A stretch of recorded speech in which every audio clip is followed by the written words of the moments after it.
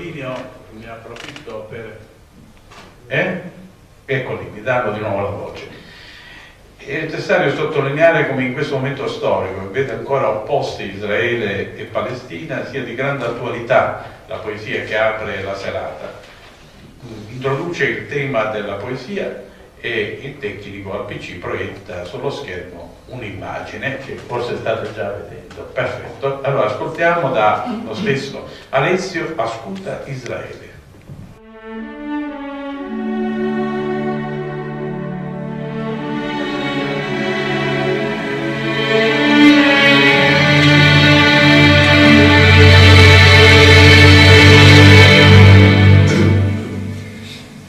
Ascolta Israele, portasti la pace sopra noi oggi, ma non bastano parole e canto, perché casa dell'uomo è Dio, paradiso di Dio è l'uomo.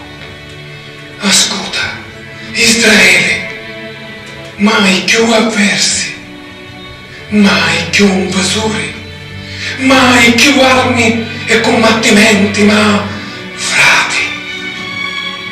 Ascolta Israele, non senti di tuoi piccinici l'affliggioso canto?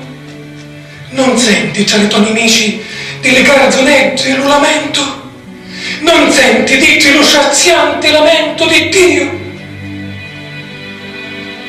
Ascolta Israele, addiventa pane spartuto, addiventa pace e non solo parola. È venuto Shalom, Shalom, Shalom, Aleichem.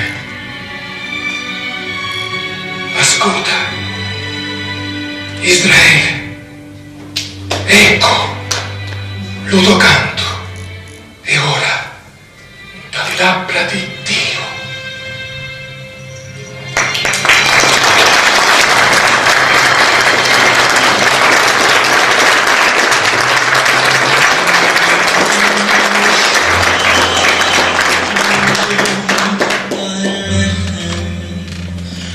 Is